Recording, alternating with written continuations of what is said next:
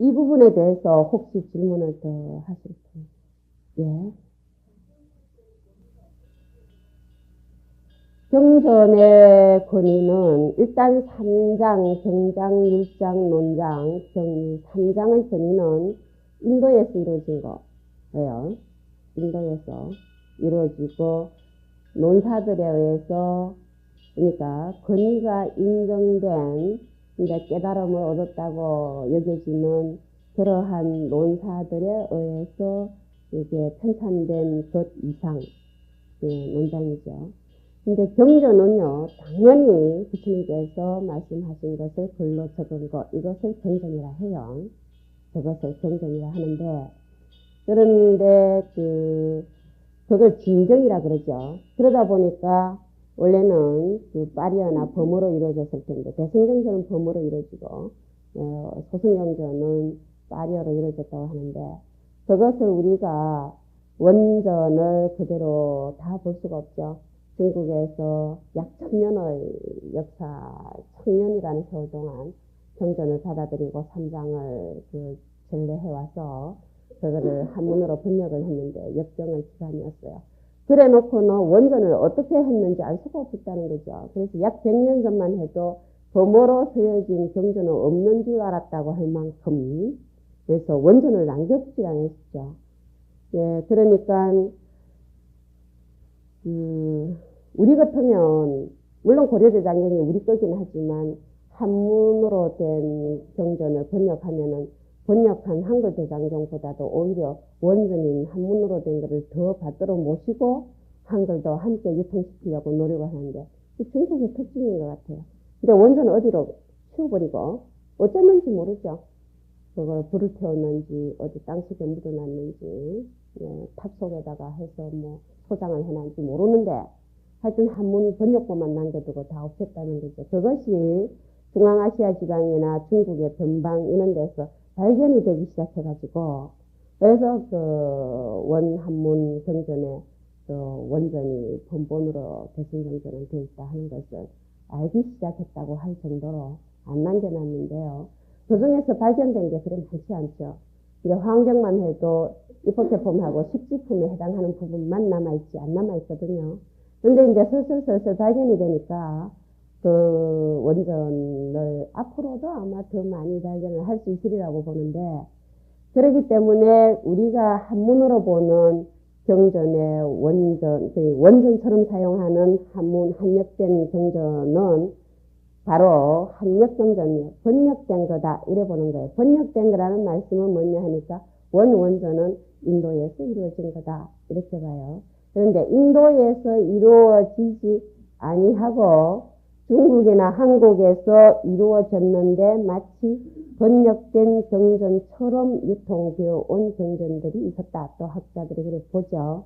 그것을 의사경이나 위경이라고 얘기를 하는데요. 대승경전을 보고 의사경이다, 위경이다 소리 절대 안 하죠. 그건 무슨 말씀이냐 하면은 대승경전도 부처님께서 그 말씀을 하신 내용 가운데 미처 이렇게 제자들에게 두드러지게 부각되어서 전해지지 아니했던 말씀, 정신을 새롭게 나타내었다. 이래 보기 때문에 대승경전도 전해져 내려온 아함의 경전이다. 똑같은 권위를 부여해서 경전으로 우리가 공부를 하고 있는 부분이에요. 절대적이죠. 경전의 권위는. 우리 이제 설명해야 합니다. 그런데요. 문제는 처음부터 글자로 쓰여진 게 아니기 때문에 제자들에 의해서 계속 전해지오고 대성 불교 교단의 구성원들에 의해서 이걸 편찬이 되다 보니까 거기에는 이제 조심스럽게 말씀을 드리지만 스님께서 말씀하신 게 그대로 아닌 부분들이 간혹 여기 들어가 있을 수도 있죠. 그런 부분들에 대해서는 많은 논란이 이루어지고 있는 부분은 가끔씩 있어요. 그 원의도를 밝혀야 된다. 왜 그 말씀이 거기에 들어갔고 서여지게 됐는지 그 까닭을 반드시 인과 연이 있어서 과보가 발생하니까 그 부분을 함께 볼 수 있는 안목이 있어야 된다. 이렇게 봅니다. 또 들어온 질문이 아라한에 대해서 아라한과에 도달된 그 아라한에 대한 그 평가를 그 근본불교 시대나 소승불교 시대, 대승불교 시대가 다 조금씩 다르다는 말씀만 제가 드리고 말았는데 그 부분을 조금 더 구체적으로 해주시면 좋겠다는 질문이 들어와서 자, 이 질문과 함께 제가 좀 더 말씀을 드릴게요. 다시 한번 이걸 그려볼게요. 네, 시간의 흐름인데요. 사실 이 한 줄로 표현했지만 원래 시간은 세로로 하는데 좀 짧으니까 가로로 한번 해보는데요. 횡과 수로 얘기를. 그런데 이 한 줄로 표현했지만 수많은 사연들이 이런 얘기 들으실 거예요. 얼만큼 많은 분들이 목숨 바쳐서 깨달음을 얻으려고 노력했는지 그 우리가 정확하게 볼 수는 없지만 여기 다 담겨 있다고 볼 수 있는데 근데 물론 서가모니 부처님 제세 당시 이미 우리에게 있어서 영원히 우리가 앞으로 나아갈 수행의 방향에 있어서 모델이 되죠. 되고요. 어떤 분은 그래요. 제가 한 10년 전인가 그 교보에 그 책을 사러 갔는데 어떤 젊은 사람이 말을 걸려고 이제 계속 쫓아오는데 책방을 이렇게 다니다 보면 좀 힘들거든요. 그래서 대꾸를 안 하려고 피해갔더니 안 따라오는 것 같아서 오다가 하도 힘들어서 오래간만에 책방을 가서 한 2-3시간 이래 보다 보니까 힘들어서 그 차 마시는 데 있죠. 그거를 또 앉아있을 때 1시간 후에 그 사람이 그것도 온 거예요. 계속 따라와서. 그래서 할 수 없어 앉아서 얘기를 좀 했는데 한 10년간 산에 들어갔다 나왔대요. 남자분인데 여기 30대 한 중반쯤 된 것 같은데 왜 그러냐 하니까 고민이 많대요. 이제 무슨 고민이냐 하니까 자기가 10년 동안 산에 들어가서 공부를 하려고 했을 때에 누구에게 반해서 갔느냐 하면 경어 스님한테 반해서 갔다네요. 그래서 경어 스님이 참 위대한 스님이신데 자기도 그렇게 되어보리라 하고 갔는데 아무리 해도 도저히 경어 스님처럼 행동을 할 수 없다 이거예요. 그걸 나한테 묻대요. 나는 그쪽 입장이 아닌데. 야, 그래서 이런저런 얘기를 하다가, 근데, 물론 경어 스님처럼 되는 것도 좋은데, 우리 그 불교를 믿는 모든 불제자들의 모델은 부처님이십니다. 그죠? 그런데 어떤 양상으로 자기 부처를 시연해놓냐 하는 것은요, 그건 또 개개가 다를 수 있죠.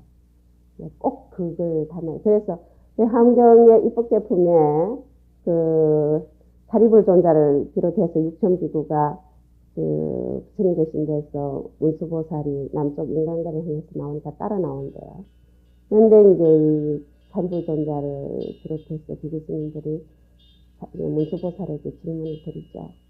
어떻게 하면 문수보살님과 같은 몸, 그 문수보살님과 같은 그 일, 그러니까 신업과 구업과 문수보살과 같은 마음이나 자유자재함을 얻을 수 있습니까? 이런 질문을 드리죠. 문수보살이 보살 중에 지혜제일이고 사리불존자는 성문제자 중에 지혜제일이니까 사리불존자와 문수보살에게 문수보살을 닮고 싶다는 표현을 합니다.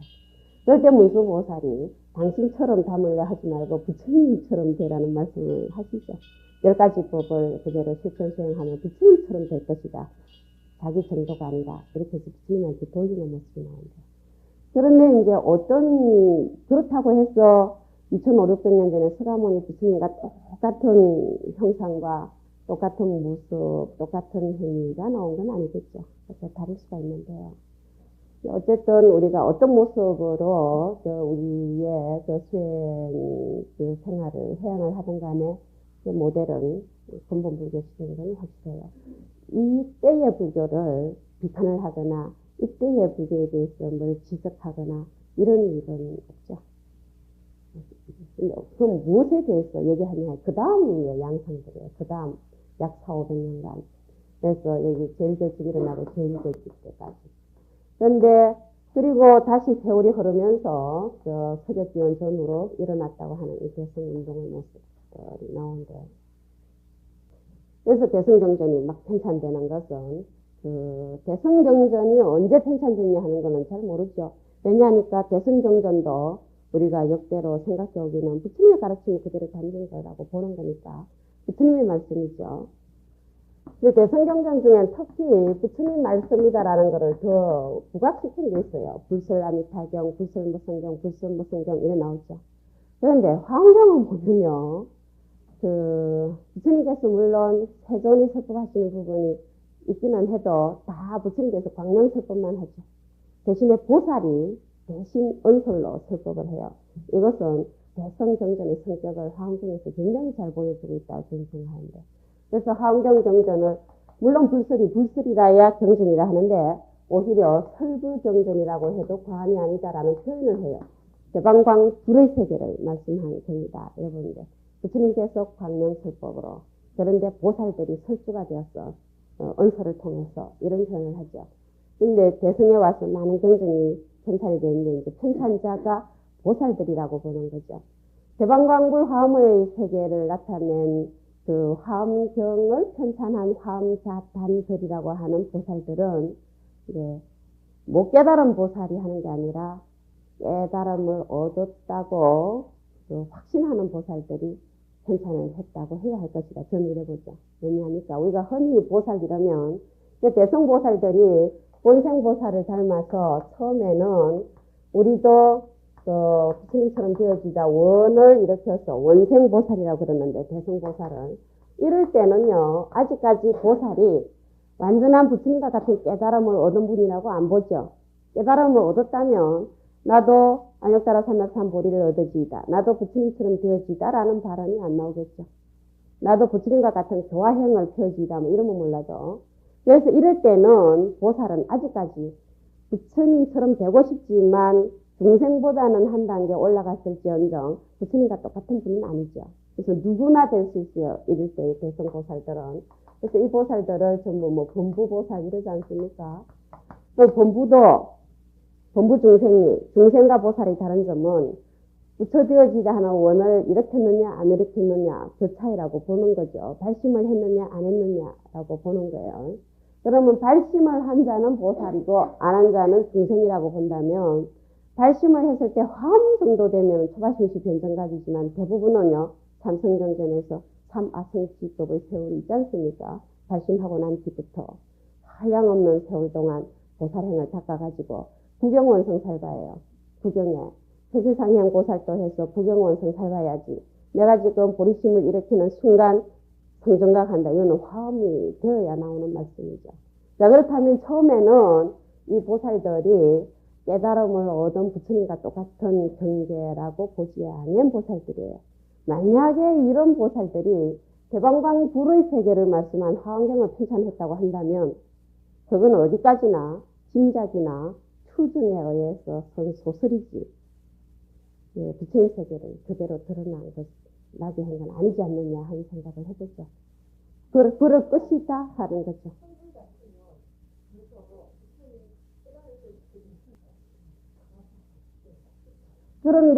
그런데 그래서 이제 대성의 연원이 꼭 여기냐 아니다고 보는 거예요. 꼭 여기가 아니다.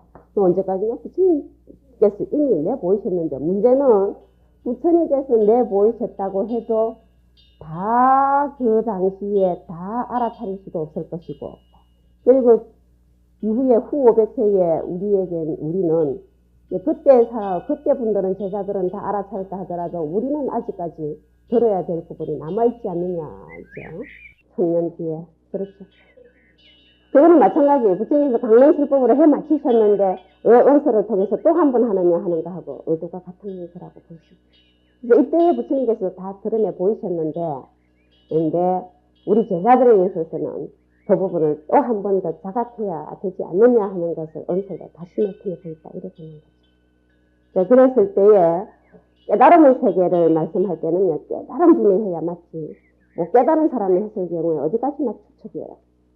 자, 그래서 화엄보살은 그러기 때문에 부처님의 세계를 설주가 되어서 설하는 이 보살들은 아직까지 못 깨달은 범부보살이 아니라 스님과 같은 깨달음을 얻으셨는데 중생 구제를 위해서 한 발짝 중생에게로 내려온 분이라고 보는 거죠. 그래서 보살마하살의 관음보살이나 뭐 문수보살이나 보현보살이 그래서 부처님과 같이 건복당에 나란히 앉으시기도 하죠. 어떤 스님은 그래요. 상자가 하도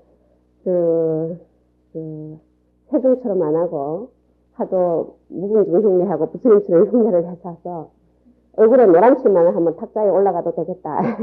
그래가지고 요새는 상자가 상전이다. 강원도 보면은 옛날하고 굉장히 많이 달라진 것 같은데.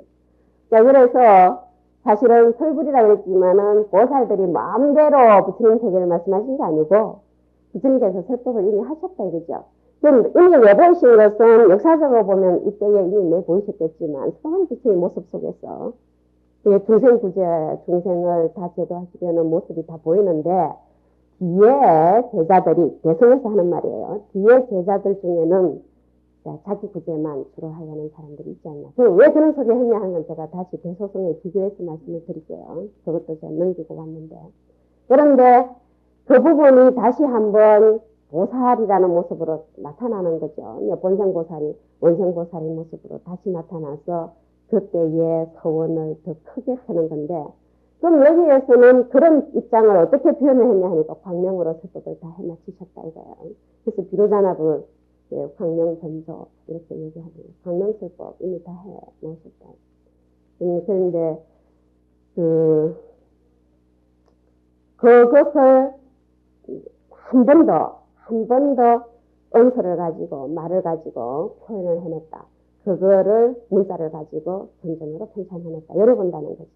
그래서 이것은 아가마라고 하는 오니까야 못지않게 똑같은 권위로서 대승전전이 인정되는 거예요. 그런데 이때의 부처님을 이때에 우리가 부처님을 부를 때에 지금도 계속 해오는 거지만 열애시포 속에 부처님 모습이 다 나타났죠.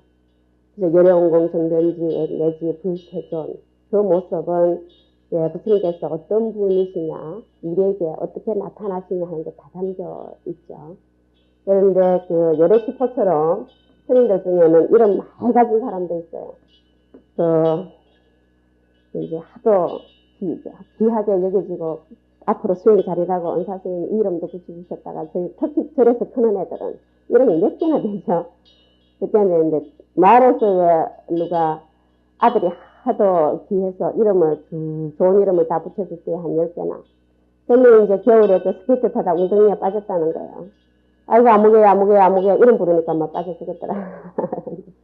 근데 이제 환경 열애명호 보면은 명호가 하염없이 많죠. 열애 깨서 수감을 붙인 모습하고 여기는 한 분이신데 그래서 나중에 이분은 일보살에서 다보살로 여기가 되면서 삼신들이 확립이 된다고 합니다. 부탁하는 대상이에요.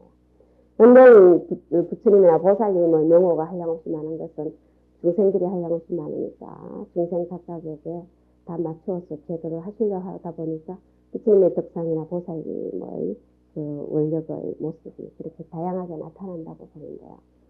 그런데 어쨌든 이 시대에 가장 많이 불렸던 명호 열애시포 중에 우리가 가장 많이 부르는 명호는 뭡니까? 세존. 제자들이 부처님을 부를 때에 세존이시여라고 참 많이 부르는 것 같이 경전에서 보이죠. 이제 부처님께서 스스로 당신을 부르실 때는 열애라는 말씀을 참 많이 하셨어요. 그죠?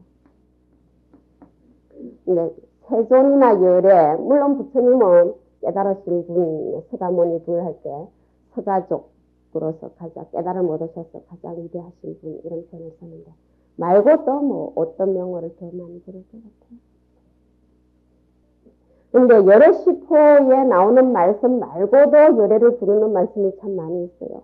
대웅이라든지 신력이라든지 어쨌든 많이 부르는데 열애와 세존, 이 열애의 그거를 타타가타라고 하는데요. 여고도 되고 열애도 되는데 우리에게 오신 분의 입장에 열애라고 더 부른 것 같다 이런 표현도 하지만 근데 세존이나 열애를 부르는 것 외에 부처님께서 천인사로서 그 모든 인천세간의 공양을 받으실만 하다라고 했을 때 응공이라고 그러죠. 열애응공. 공양에 응할 만하시다. 이 은공은 달리 말하면 어떤 말을 은공이라 번역했다고 그랬습니까? 아라한이라고 했다 그랬죠. 아라한. 뭐 무하기니 뭐 또 아라한도 여러 가지 말씀하지만 그러니까 그 등강경에도 계속해서 이 말씀은 매우 어려우지만 사향사가 중에서 아라한과를 정득할 수 있는 자는요. 이 소승구조 시대에 대성보살들이 여기에 대해서 새 운동을 일으켰던 주 원인 중에 하나는 제가이는 이러한 아라한과까지 그때는 아라한과가 최상의 깨달음이었으니까 부처님도 은공이라고 부르셨으니까 그러니까 아라한과까지 얻을 수 없다고 본 거예요. 그러니까 제가자는 깨달음을 얻기는 하되 아라한 향까지는 몰라도 아라한과와 같은 부처님과 같은 깨달음 그 당시에 부처님과 같은 깨달음이에요. 이 깨달음은 얻을 수 없고 출가를 해야 된다라고 봤죠. 그래서 대성에서 출가 위주의 불교다라고 소승불교를 얘기했어요. 여기. 그러니까 보살은 거기에 출가보살만이 아니라 제가보살까지 다 포함해서 얻을 수 있다고 했어요. 그래서 제가자들이 대거 들어오죠. 자기들도 받들어 모시기만 할 것이 아니라 직접 수행을 해서 깨달음을 얻고 싶다 하는 원이 함께 들어오는 부분이에요. 그런데요. 결국은 대성불교 쪽에서도 저 뒤로 가면요. 제가보살도 성불할 수 있고 출가보살도 성불할 수 있다고 한다면 그죠? 출가한 게 혹시 억울한 사람 없겠어요? 제가보살 뭐 소유 다 하고 다 하면서도 성불하고 안 하고도 해서는 안 되고도 성불한다면 그러면 우리가 생각할 때에 흔히 교수님 중에 뭐라고 하시냐 하면은 정강행에 아상인상, 중생상, 수자상을 없애라 하니까 사상은 없앴는지 몰라도 중상은 남았다. 이런 표현도 하죠. 내가 중의로다. 이런 상이 있다 하는 거예요. 공양에 응할 만한 자다. 이런 상이 있다고 할 만큼 그만큼 다른 사람하고 우린 다르다 하는 생각이 있지 않습니까? 그런데 똑같이 된다 그러면 왜 이렇게 고생해요? 예를 들어서